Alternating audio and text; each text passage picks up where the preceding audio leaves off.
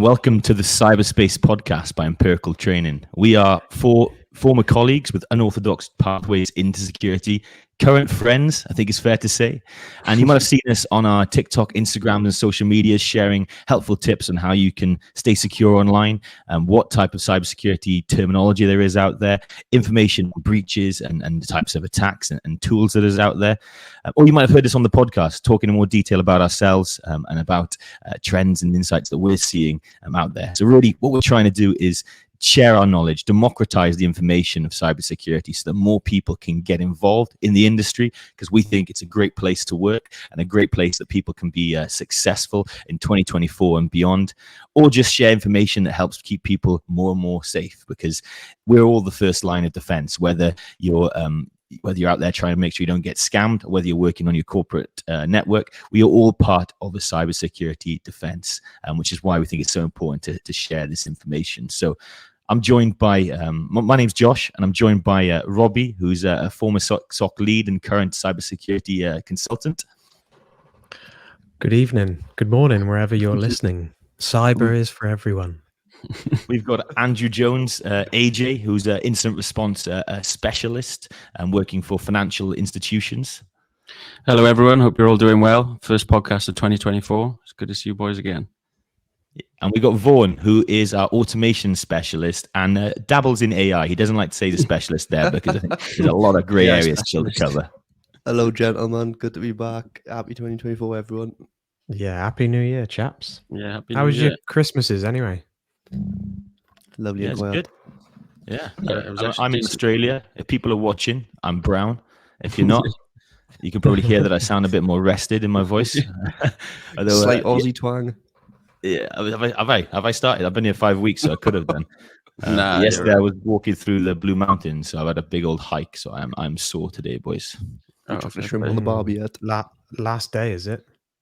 Last day, yeah, fly back tomorrow. But how is it back home? I heard it's flooding, right? Or was it cold Christmas? Very cold. Yeah, it Cold, was. Yeah, there's a lot of rain in Wales, to be fair, and it's freezing cold now, so it's not going to be anything like Oz, but it's still home, you know.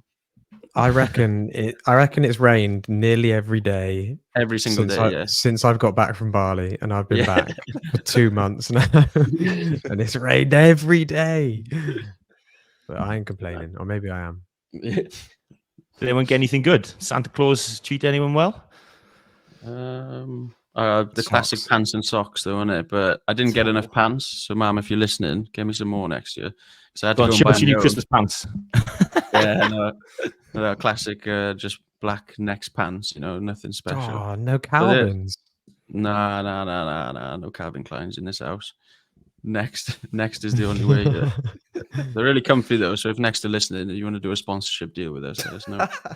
I'm a boxer snob. I am. I have to wear Calvin Kleins. It's Calvin's or nothing for me. Yeah, I've had them you can- before, but I don't mind. Nobody Yeah. can see them. 10 years ago, Rob, you said that. How long has it been before that? Because when I first met you, not one of the early things you told me about yourself, but it certainly was. Hi, I only wear Calvin Kleins. Nice to meet you. Like, what? Like, right, this kid's different. Like. Yeah. Since I can remember, since I got a bit of money, and I had a bit of money for myself. Just Calvins, man, all the way. Big up the Calvins. I have a conspiracy theory that the ones off Amazon are not good Calvins, because I've flown through some Calvins before. I'm a TK Maxx, see what's in the reduced section. Take home there. Sometimes you get some Calvins in there, though. You get some good deals in TK Maxx, don't you? TJ Maxx for our American counterparts who are like, it is the same thing, is it? Is it? Yeah. Why is it Exactly different? Why is there one letter different? Oh, I don't know. Should we Google it? But I feel like are they brothers or siblings? I don't know. If there's any US listeners watching, comment down below and let us know why it's called TJ Maxx over there, because it's TK Maxx over here. I didn't know they were the same, to be honest. And in Australia, I thought it might have another name, like RJ Max or something. But RJ. But no, it's still TK. It's just America. It's different. Right. Great. Glad we all had a good break. I think we've been have a good time to enjoy ourselves. We've also been working on creating our cybersecurity course, which we're hoping to get out there to the people in 2024. As well as all the things we've been doing on social media. That's what we've been trying to have our main focus, burning away in the background, creating some content and labs around what we can actually share with people so they can get into cybersecurity just like we did. I was going to say one thing. I was actually working over Christmas. I was on call, so like leaning into the cybersecurity style of it. That might be one thing you might have to do when you join the cybersecurity industry. To be fair, it's a 24/7, 365 job. So I was on call. Depends what you're doing, what role you're doing usually. But many analysts, I'm sure, that are listening out there would have been on call over Christmas. So that's one thing to be prepared for. If you're going into the industry, you might have to work those public holidays and things like that. But yeah, so I was actually working quite a bit. Any call outs, AJ? No, I was really quiet, which was amazing, which is the best thing about being on call. Like, you know, you got that, you just know that something could happen, but then the 2-week period goes by and nothing comes in. So was it Christmas dinner with a laptop open, or? Yeah, it was. Yeah, Christmas dinner with the laptop open. Yeah, I had Boxing Day off though, which was good. Boxing Day and the day after, which is like Christmas Day in Chandilo. Oh, don't find me. Surprised they didn't give you a nice Christmas present, you know, that the major incident, because, you know, when we used to work for the managed service providers, Christmas was definitely the busiest time of the year, whether that was because hobbyists were getting bored at home around the family table, or whether they were, you know, nation states that don't celebrate Christmas trying to catch us all with our trousers down in the Western world. It was always busy. I mean, it is the perfect time, isn't it, really, if you think about it? But we were lucky. I was lucky. There was nothing in, so it was quite good. But yeah, something to be prepared for. If you're thinking of entering the industry, it is a fantastic industry to be in. But sometimes you have to do things that you may not always want to do. But they're not that bad. Yeah, I worked Christmas Day a few times, and I remember my favorite and my least favorite one was when my best mate at the time, I won't say his name, in work. It was after you guys had moved on, so don't get offended. But he turned up stinking of the night before, you know. Nice. We started at 5 a.m. at that point because 24/7 shifts, and he was hilarious, but he did all of his work wrong. So on the sly, I was reopening his cases and kind of changing the analyst's note and reanalyzing the stuff. And I was meant to drive to see my family afterwards. I finished at 3 in the afternoon, and I was destroyed. So I went around a mate's house and they let me open their Christmas presents like I was part of the family. So it was very nice. That lad's listening to the podcast and he's like, please don't mention my name. Please don't mention my name. And then our old boss is listening. He's like, I wonder who that is. Yeah, which one is that? Shit. He was excellent when he was on form. It was a rare occasion that would happen. Of course. But so yeah, like as I was saying, you know, we're working on that course for everybody to kind of really get what's in our head and open up, and also get people practicing so they can feel confident when they're in the jobs. They actually, you know, even people who've been to uni don't have that hands-on experience. We're going to give people that, and people who don't want to go to uni and go down the orthodox route, here's a way to get in. But also then this topic is similar. We're going to not go into as much detail as the course because we can't. We're going to start to introduce you to some of the big concepts within cybersecurity, namely around blue teaming or defensive security. Yeah, quickly before we move on, I just want to say to everybody that's listening that we've been working on this course since the beginning of last year. So we're taking our time with it. We want it to be right. We want to provide value. We're not just a team of individuals that want to, you know, grab your cash off you and run. That's why it's our whole identity. It's our whole mission statement is to democratize education and lower the barrier to entry, give people the best opportunity to try and break into the industry. So yeah, we're really taking our time with it. I'll have to make sure not to make the thumbnail too funny. So we're already a bit serious. That guy's everyone do your serious face. And we'll clip it. Screenshot this. 3, 2, 1, serious face. Yeah, that was a bit of feedback. We love the feedback we get from our community. You know, it really helps shape all of what we do. And one of the good bits of feedback we had was, the thumbnail looked like you were going to have loads of fun, and then it was a really serious topic about cybersecurity breaches. It was fair enough. That's a fair comment. Yeah, it's fair enough. Yeah, definitely. I'm starting out on the old editing of the thumbnails. I'll get better over time. It'll get there. Yeah. I think maybe we had a bit too much fun in our introductions as well about that talking about ourselves. It's a bit harder to be so light-hearted when you're talking about multi-million pound, million user organizations who have been absolute idiots. Well, not idiots necessarily. Maybe they've just been fallen victim to the attack that everyone else would inevitably fall victim to. But we got to balance it somehow. But hopefully we can combine levity with actual useful information and keep the feedback coming. If you want us to do a joke podcast, we can do that. Yeah, we are going to do funny podcasts. Like we need to do one episode that is solely based around some of the weird direct messages that we get. That's a good one. I thought you were going to say the whole episode. I thought you were going to say the stories that when we were in the place where we met and when we got to travel over to the US. Yeah, I know we know that. I don't know if we can do that. No, that's got to be on like a Patreon. You got to like pay for that one. It's not going to be on Spotify. Well, hopefully we'll sprinkle a few bits in here. I think we've already people we work with is always a great source of joy, because no matter how serious, I think it's like, when you're a doctor on the ward, they have a great sense of humor when it comes to death. You get a great sense of humor when it comes to serious things in cybersecurity, because otherwise you'll go and pulling your hair out. You got to laugh. Yeah. Like, I remember certain customers, whenever we'd see them be compromised, again, not going to mention their names, people who we know were doing the absolute wrong things, we'd all burst out laughing and say, there they are again. They've another web shell, probably the same one from yesterday that we're detecting, as they just re-log in and say, hey, what's going on now? Very true. Right. So today, this topic is about blue team. So we are all blue team specialists. I have all worked in blue teams in the past. And then want to kick us off with, what does the team blue team actually mean? Yeah, I can jump in there then if you want. So it's probably good to define a blue team and a red team. So the way that I always see it, the simple way is the red team are the attackers and the blue team are the defenders. That's the simplest form of it. But the blue team itself put in place, and most companies will have a blue team to create processes, detections, and put systems in place in an attempt to detect not only the red team themselves who are attempting to breach a company, but also legitimate threat actors as well. I don't know if anybody's got a better description than that, but that's a very simple form for it.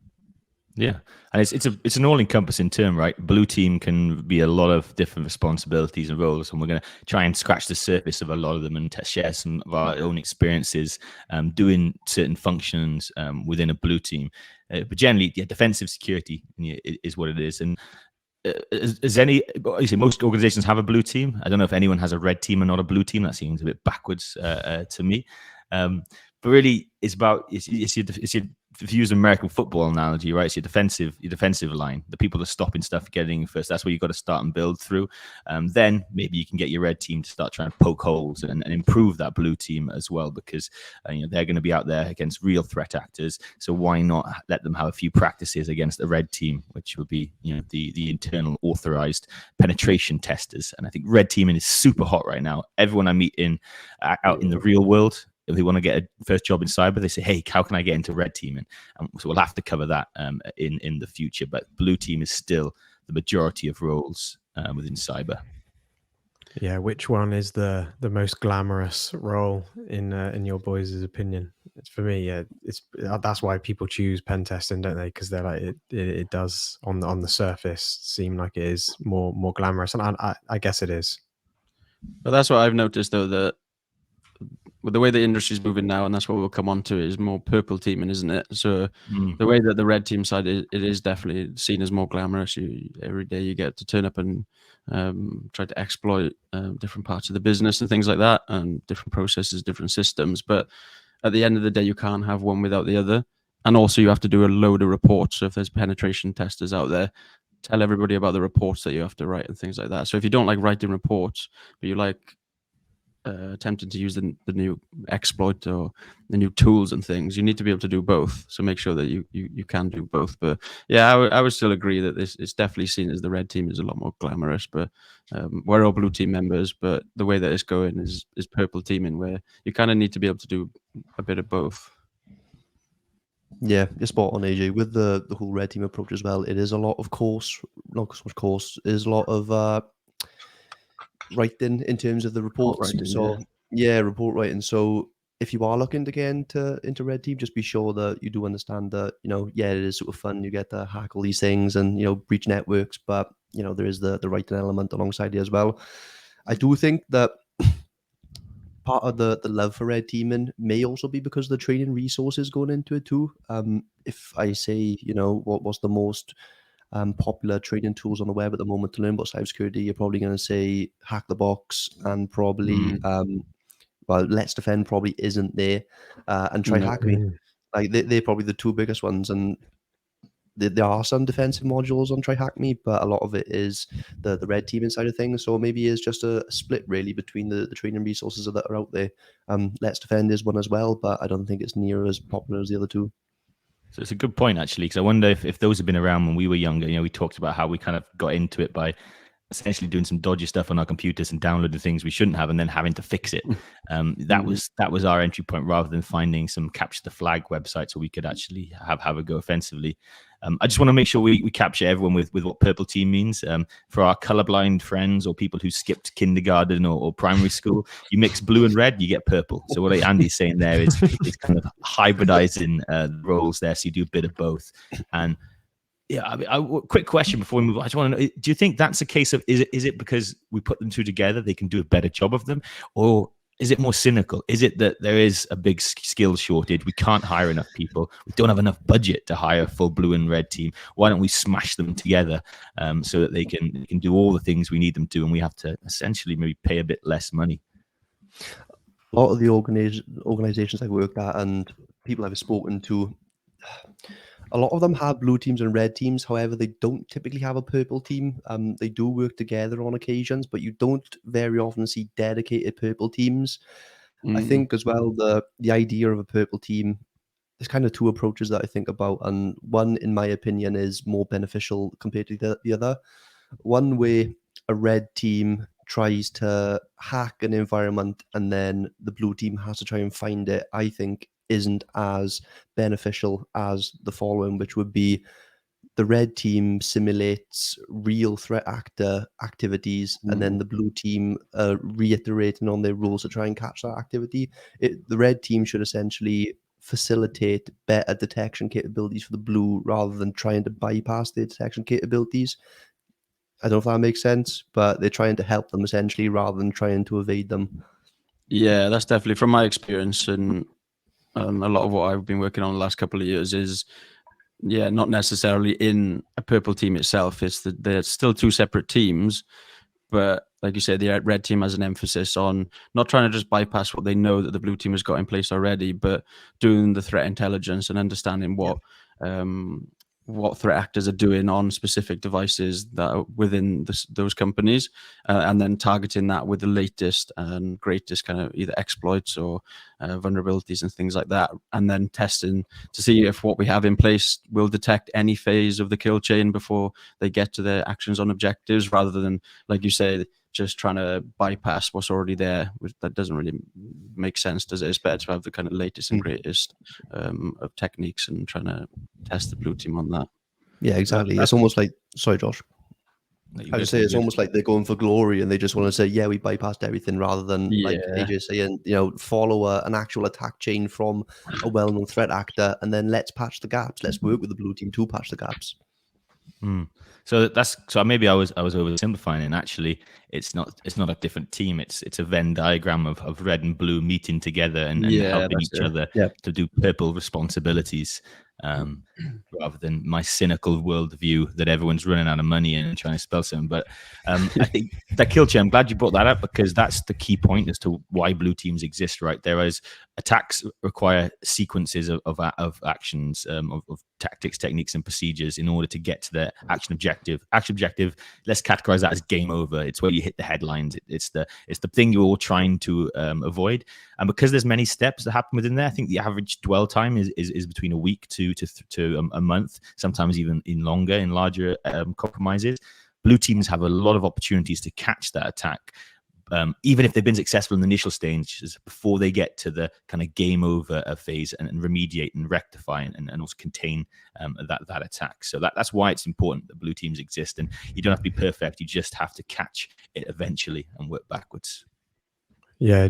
Do you remember the external purple team engagement that we did, Vaughan? So basically, at the company that Vaughan and I both worked for, we got this external party to come in. They were a red team company, and there was a purple team engagement that lasted for, I think it was about 2 weeks. Yeah, And about 2 or 3 weeks.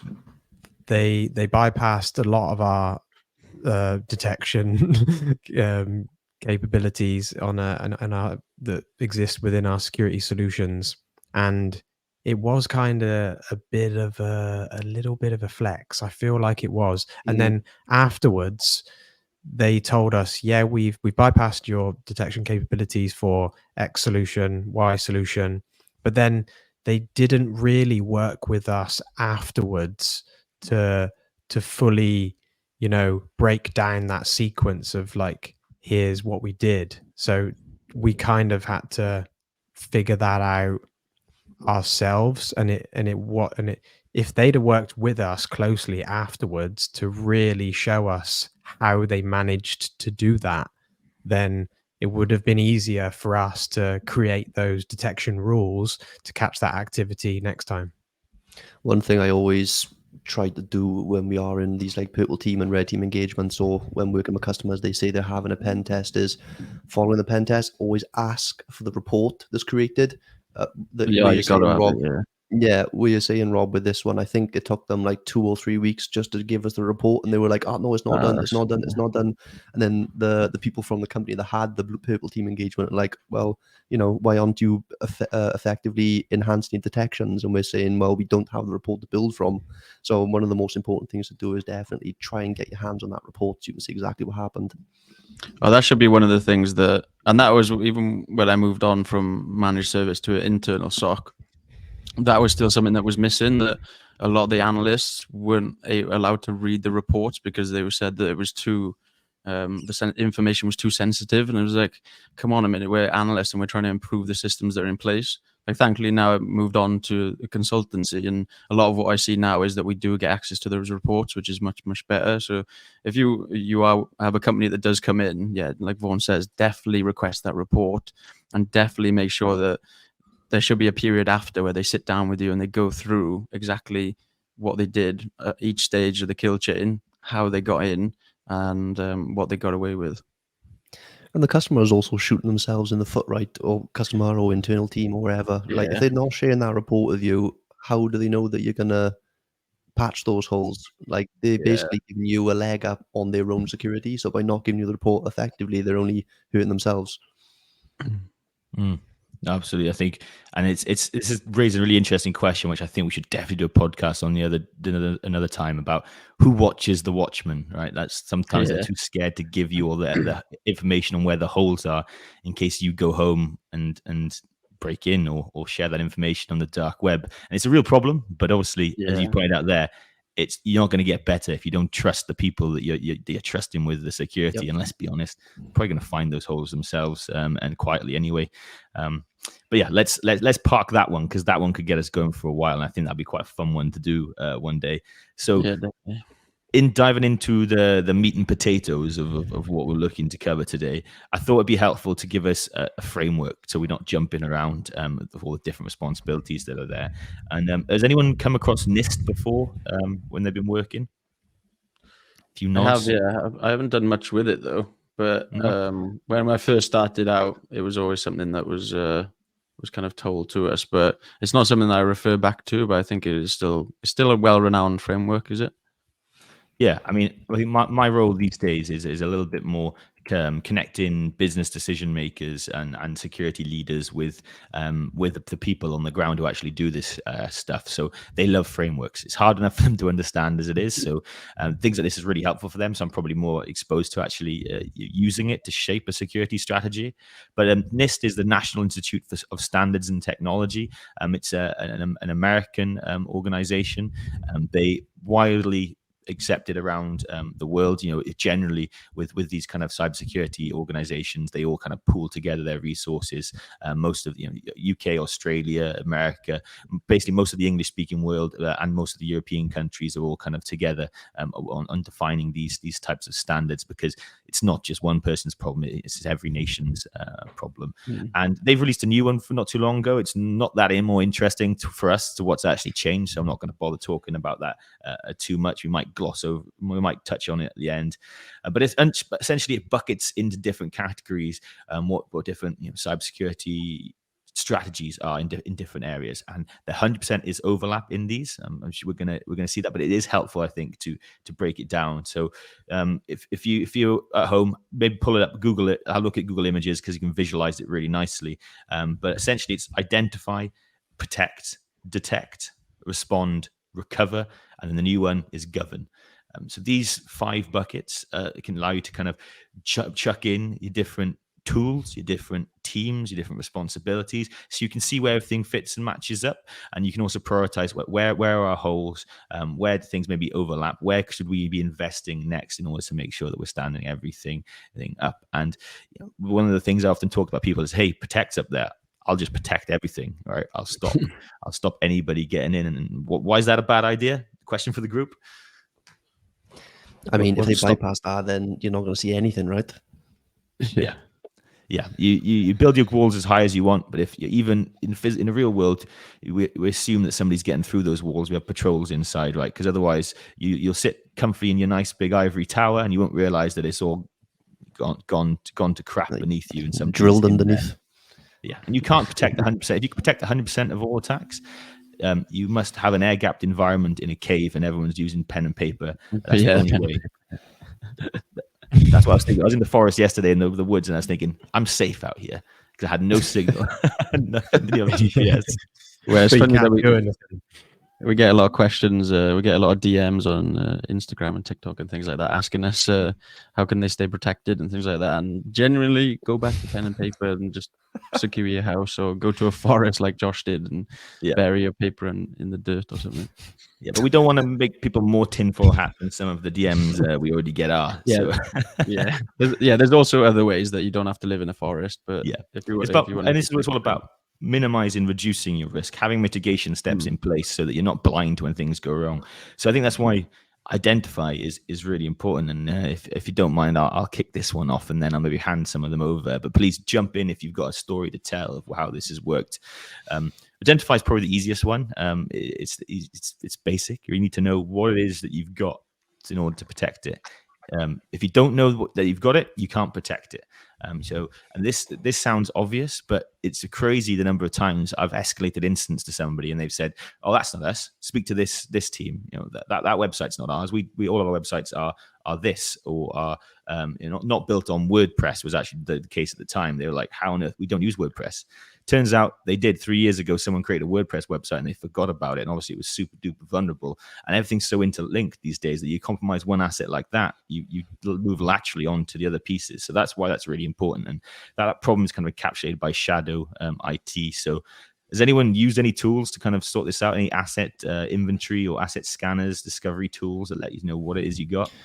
Not so much that, but at the moment, in my current company, a lot of our customers are trying to get us to implement analytical rules and detection rules to kind of do shadow IT. One of the benefits of our company, though, is we're very automation heavy. So a lot of that stuff, when it generates, we can just send it straight over to them, and we don't need an analyst to take a look at it.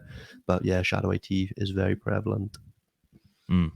And it's as simple as seeing, you're sniffing your network. You've got crucial points on your network, like your network switches, where think of them like the crossroads of your connections internally of an organization.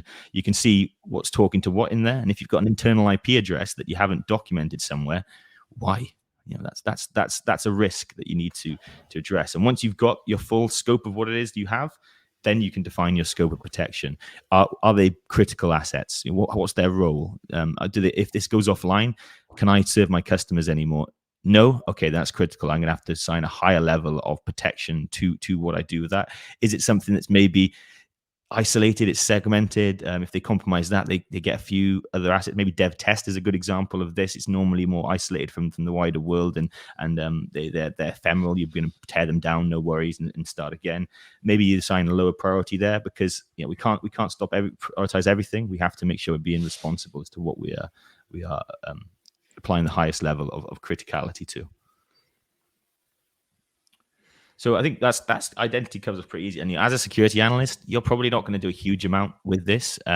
It's just a principle that you need to make sure you reiterate to whoever you're working for or with, because we have been involved in breaches. I know I've discussed them with you guys, where almost always the outcome is we weren't protecting that asset because they didn't know it existed and they hadn't rolled out any of our detection or protection tools. So we are blind to and that might be with the red team exercises you were talking about earlier, right, Rob and Vaughan? Why haven't you improved your detection capabilities? If you don't even know what assets are involved in it, how can you? And how can you go and check that? So it's really important, but it is basic tenet, and obviously it'll be a small part of your daily responsibility, but it's something you have to frequently reassess, because environments are dynamic. They change all the time. We want to make use of the best, latest and greatest technology, especially if you're in the cloud. That's going to change all the time as well. So keep on top of it and come back and check it periodically. So moving on to protect, and we discussed the kind of importance of why protect is not where you can't put all the eggs in this basket. On our notes, I've listed a fair few acronyms. I'm probably going to get quite heavy onto some of those, but gentlemen, who wants to kick us off with your kind of experience with using protection technologies? What's your favorite? What's your least favorite? What do you do with them as an analyst? Yeah, so in terms of protect, then, so that is obviously the part where you're putting the tools, processes, and kind of technologies in place to ideally, like we say, prevent at the border malicious actors getting inside, but also internally as well, because you can't just protect the border, you've got to protect internally as well. So there's obviously many technologies here. A lot of these you've probably heard of. There's things like antivirus, endpoint protection, firewalls, any kind of security appliance that is looking to kind of prevent malicious or bad actors. This is kind of the category that would come under, and this also kind of covers training and things like that. So awareness training, so educating your employees about risks and things like that will all come under this category. It's not all kind of technology based. There is a lot of kind of security and awareness training that comes under that. But in terms of tools that I have a bit of a bug with antivirus, to be honest. That was kind of a bit of a joke, actually, but I didn't mean it. They're okay. Like you kind of have to have antivirus on your system because everybody knows about it, but most of them are rubbish.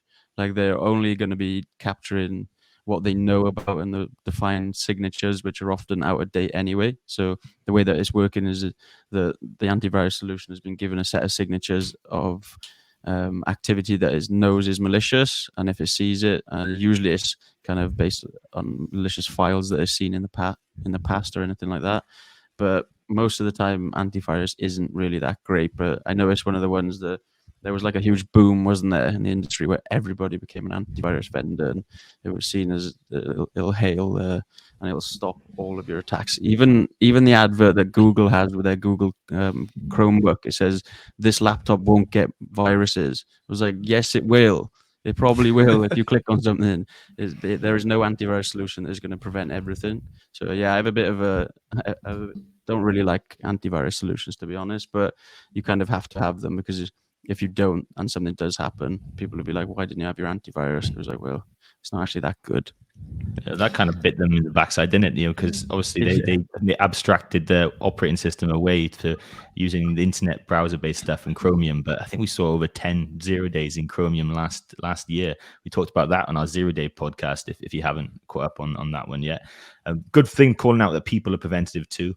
And I think antivirus, we've seen that evolution into EDR, endpoint detection and response, as kind of, hey, it's not enough just to stop malicious files. Attackers are smarter than that. They use living off the land attacks, which is basically, instead of turning up with your own siege weapons, you see what tools are available on the computer, and you use those for your malicious benefits. So, Vaughan, what's your kind of take on protecting?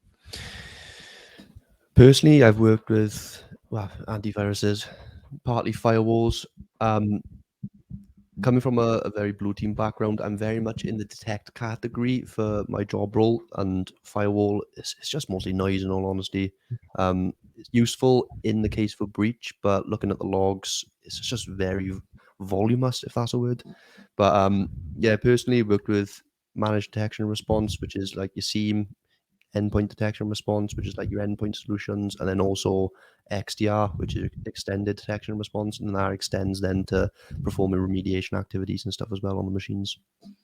It goes beyond the endpoint as well. I think that focus on endpoint is really common because it's what we use every day. It's what we feel is going to be attacked. You see people try and scam you and trick you on it with sending you a dodgy link, but your servers are still super important, and your identity is super important. There are loads of perimeters that we need to defend against, and essentially prevention technologies stop the most obvious attacks. If you can stop an attack, you should stop it, but you can't stop all attacks because the attacks like to live in the grey area. And before we move on, I want to just make a nod to AJ's delivery, the comedic delivery there, letting us know it was a joke before we had even time to react. Well, I didn't know it was a joke until I said it.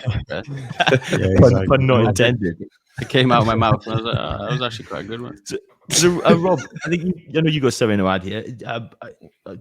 Please go ahead with what it is, but also I want you to take your opinion on what analysts would actually do with prevention technologies. What is their role when it comes to the various things that we've talked about?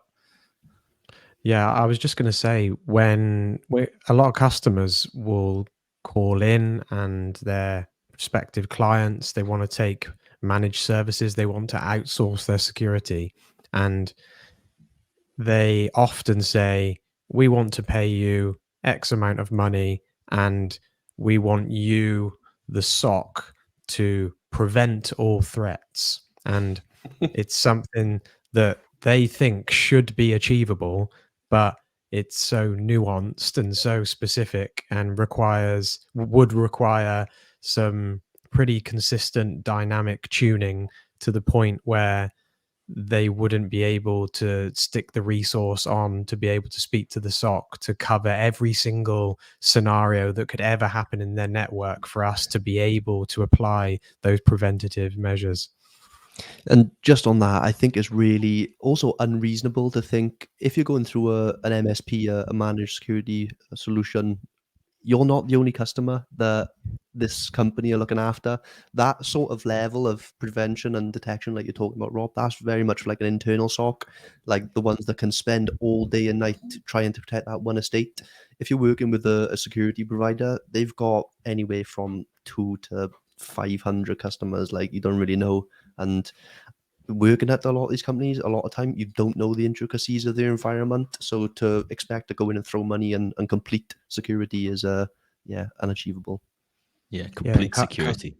Yeah, exactly. And customers want SOAR, and they want automation, and they want everything to be blocked, but you could provide those preventative measures, but in a way that could be to the customer's detriment, because then you could be shutting off some pretty critical business services on any critical servers that they have, like accidentally without the right tuning. But in terms of the way that analysts can protect an environment, it comes from detection first, right? So you detect something that is potentially malicious, then you conduct your triage. Then what typically happens is you have to reach out to the customer at that point, because then, you need authorization, because if you were to apply, like we said before, a preventative measure against a specific asset or server or endpoint, you could be causing them outage and costing them money. So yeah, you have to have most likely authorization from a client. Otherwise, it gets a little bit dicey. Yeah, and Die CEO always wants complete protection and complete prevention until you've taken his laptop off when he's in some sort of business meeting because there was potentially something dodgy going on. But I think that's that tuning piece. That's what we're really going to be doing as analysts. We normally aren't the decision makers for buying a technology. It turns out it's who can kind of wow them with the marketing material and the decision maker who's normally the person with the budget strings. But then you're given this technology and you said, hey, make this as best as you can. So you'll tune it for your business requirements. The way 100% we should never be seeing this type of activity. Let's block it. Let's make sure it can do that. So firewalls, for example, lock out any connections to. Let's pick Russia as the most obvious scapegoat here because we don't deal with anyone in Russia, so we wouldn't want anyone to talk that. Obviously, again, you can VPN and come from somewhere else. So these aren't perfect solutions, but it's about tuning them. And when something does go wrong, when we have that instant response, we go and apply the lessons learned. Some of those lessons learned might be how can we tune and tweak our protection technologies so that we stand a little bit of a better chance the next time, or we don't fall for the exact same type of attack that we did this time.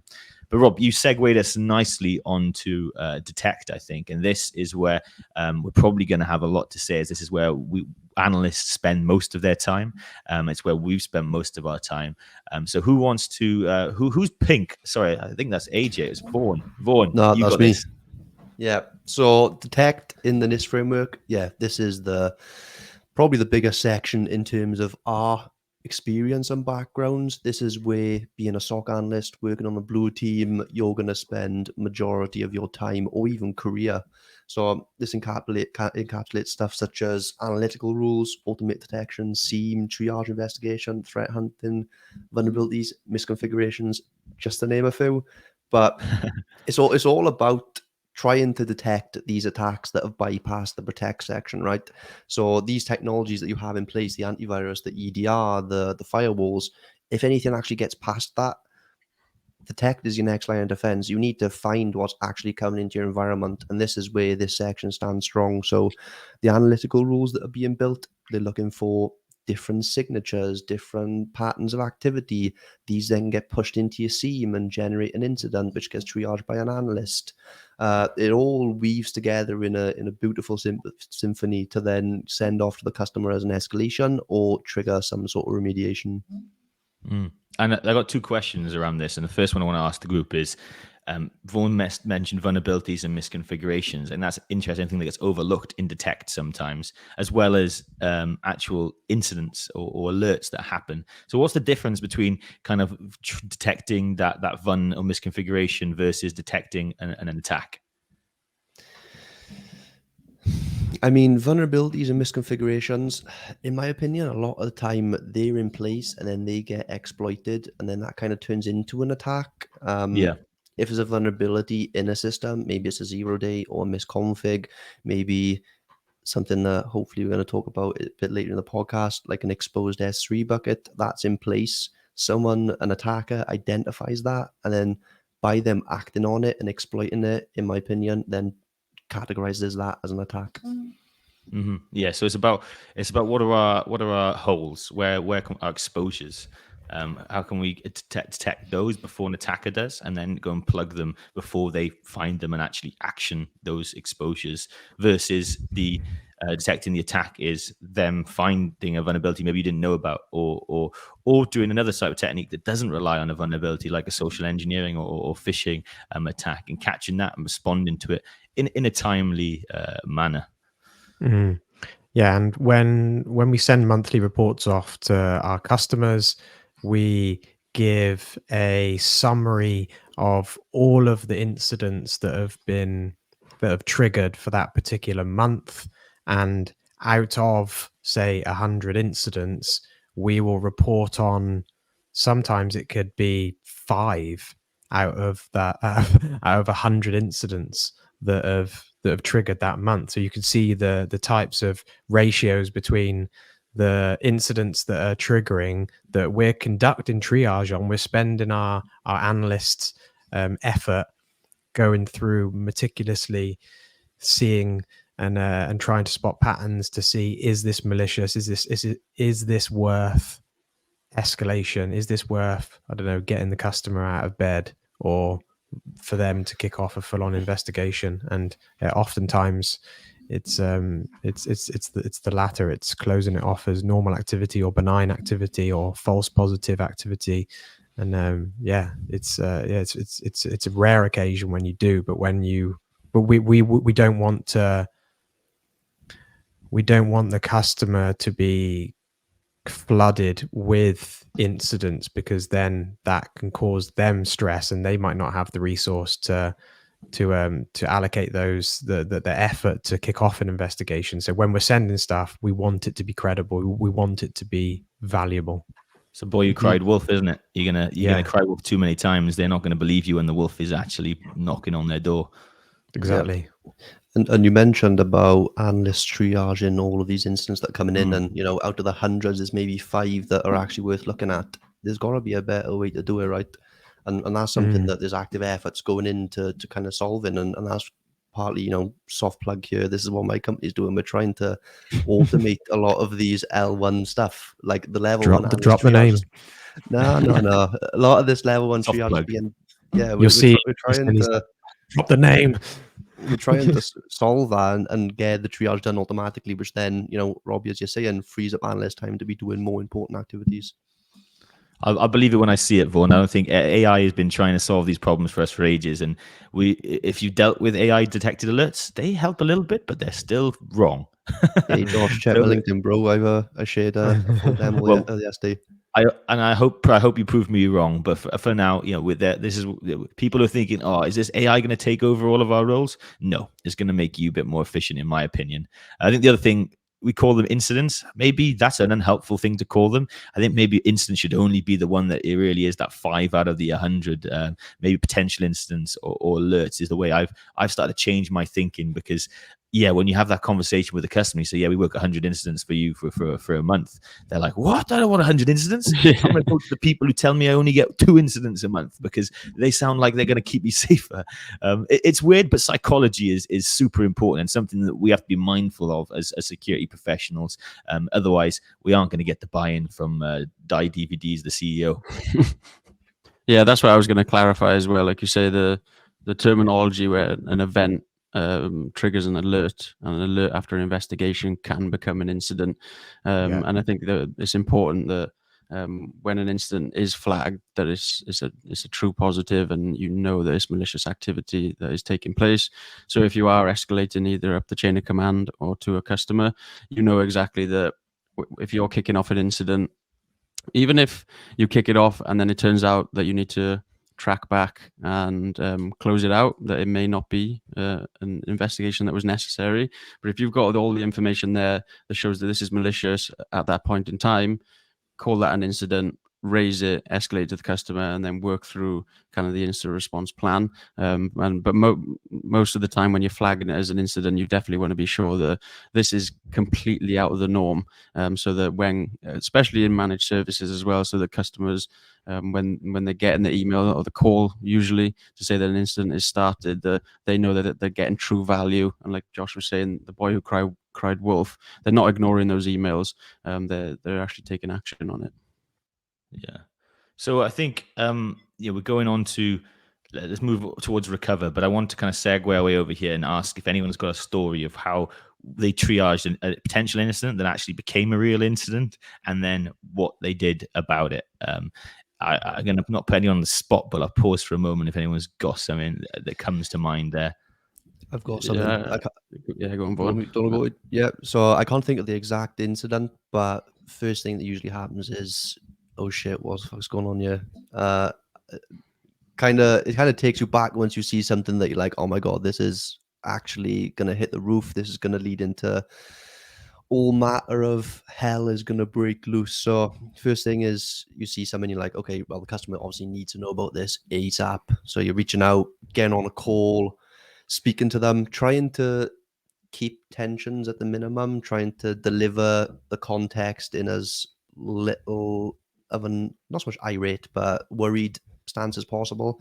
I just let you know something's happened, we're working on it. Can you confirm whether this is you or not? Usually, depending on the time, hopefully it's not 3-4 a.m. in the morning. It'll take them a couple of minutes to get back. And if it's a no, then you're setting up, AJ, I'm sure you're going to chat about this, you're setting up war rooms, you're taking the full IR sort of approach then. Yeah, definitely. The example that I had, and it's probably something that we're going to talk about in the next podcast, is more about cloud security. But it was an alert which triggered in the SIEM. So this is kind of the workflow as an analyst. You see an alert come in the SIEM, and it was a suspicious login to an EC2 instance. So these are all AWS terms. So that was the beginning point of the investigation, and it was actually CloudTrail, which is AWS's kind of all-arcing security solution that is used to kind It's of their monitor. log source, right? They logs all the cloud tenancy stuff. Yeah, sorry, CloudTrail. What is the guard duty sits on top of CloudTrail? Yeah, that's right. Monitors. Monitors kind of the logs and will trigger alerts which can get piped into the SIEM. And it was just a suspicious logins. We get a lot of those alerts sometimes. Sometimes people can be in different various locations, but this time it was even more suspicious because as soon as they logged in, they dropped a crypto miner onto the EC2 instance, and it was connecting to a mining pool, and you could see the connection in kind of the DNS logs where it was reaching out to that crypto mining pool. So then that was one of the things at the time. We didn't actually have an alert for connections to kind of cryptocurrency mining pools. So as the investigation began, as soon as you see, so like you said, a suspicious login from a certain location, for example, Josh mentioned Russia, where it was just a location that somebody hadn't logged in from before. So went in, reviewed that alert itself, and then as you reviewed the other logs, then just to kind of get an idea of what's happened from the time you saw that login afterwards for that specific user account or from that IP address, you can see that it taken other malicious actions, such as dropping a cryptocurrency miner in the temporary folder, which is a very kind of basic attack, but it was something that did turn into an incident because this was a production EC2 instance, which in this case was a server. So the attacker had managed to successfully compromise it. And that is the initial point there where you pull the cord and you say, this is an incident. You spin up the war room, which is the room where you get everybody together to discuss what's going on. It's usually, to start with, it's usually some of the analysts involved, the senior analyst, but then you also need to get the system owners involved as well, because usually, same in a kind of managed service environment, it's very similar internal and to an internal SOC. You need to know what that system is doing. You can't just take it offline. It could be running critical applications for customers. So you just need to know exactly what's going on with that server and come up with kind of action steps then on what to do next. But that is quite a common example that you'll hear. But AJ, can I test myself out, see if I've still got it, and guess what the response plan was and the recovery plan as we do the last few buckets? So you see these two miners going in there. Do you isolate? You can block at the perimeter, contain or disrupt the threat so it can't talk out to the miner? Do you isolate the host to take it offline so that any access they have isn't progressed further? Also investigate the surrounding data, any more connections to that user that was anomalous, to make sure that it's not just that one host that's the compromise. It could be others, and make sure we understand the full scope of the compromise. Then do you then go on to the full remediation plan of, okay, let's kind of re-image that, let's scrub the EC2 instance server completely clean to make sure that they are completely removed, and also patch whatever hole or change the login credentials, which just sounds like that's what they managed to compromise in order to get in. Yeah, definitely. So kind of leaning into more frameworks. There's a lot of frameworks in cybersecurity, but the one that is often focused in incident response is the SANS incident response plan. So there's the steps there, and there's preparation, which is very similar to prepare in the NIST framework. Is it prepare? I might got that wrong. Identify, protect. So prepare and identify, I think, are very similar to. Prepare. Yeah, they're very similar to. Let me get it up this year. Yeah, very similar to identify and protect in the NIST framework. So in the SANS incident response plan, is the steps that you need to take when an incident occurs. So in the identification phase, which in this instance was the alert that triggered in the SIEM from guard duty, and then, like Josh mentioned, then you need to go into containment, and containment then is when you'll be doing things such as Well, you want to be reviewing surrounding activity, like Josh mentioned. So the user account that they were able to log in, or in terms of AWS, it was a role that they managed to compromise. And what we would do then is identify where that account has been or what it has done next, or by looking at the logs, looking at CloudTrail logs to understand the steps that it's taken. And then when we feel like we've got a grasp of what that account has done, we'll move kind of into the harsher containment then, which is blocking the account itself, taking it offline. In terms of the server, because it was a production server, we weren't able to take it offline straight away. So we left it online, but we blocked the domain that the crypto miner was reaching out to make sure that it couldn't perform any kind of mining services. And then, like you say, you're moving into kind of eradication then, which is trying to get rid of that threat itself. And in terms of this incident, it was resetting the credentials of that role, and also removing the miner that was in the temp folder as well. But ultimately, because that was a production host, a second EC2 instance was spun up where the customers could then connect to, and we ended up just reformatting and re-imaging that EC2 instance, because during an investigation, you can find as much of the artifacts as you think, but there's always going to be a chance that you might not capture everything. So usually going then into kind of the recovery phase is usually best to re-image the device. Hopefully you've got a backup, which you should have, before you can kind of move into the final step then, which is kind of lessons learned. And that's kind of where we all sat down together to understand how it happened and kind of put more alerts and detections and processes in place. And one example was this one was the actual alert for it's quite a simple one really, was any connections to cryptocurrency mining pools. So that was a kind of example that comes to mind, and it's quite a common one as well.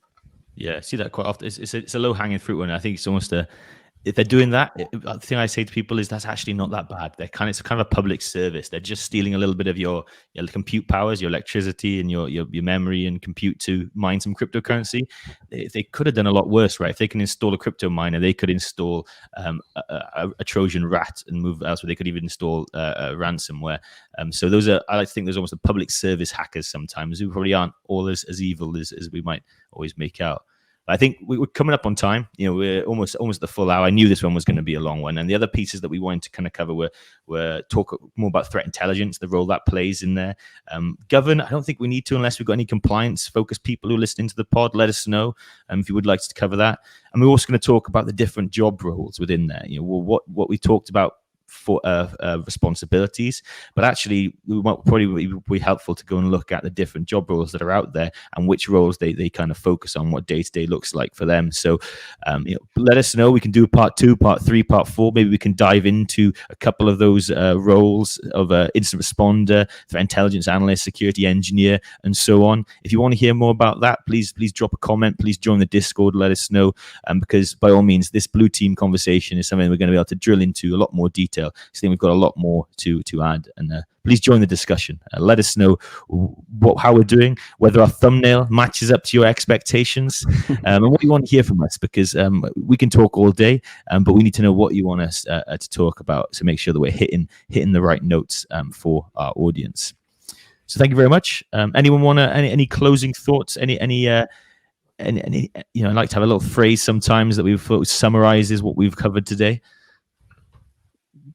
Frameworks are key, but they're also something that you're not going to remember. Take notes. When shit hits the fan, the frameworks go out the window. Yeah, there's evidence there when AJ had to pull up the SANS framework too. It's normal. Yeah, exactly. People are listening like, "Whoa, you don't know that off by heart." Not just got good bookmarks, mate. Yeah. Yeah. Number one cybersecurity tool is always going to be Google. We will leave it there. Take care, everybody. Catch you next episode. Yeah. Thanks, everyone. Cheers.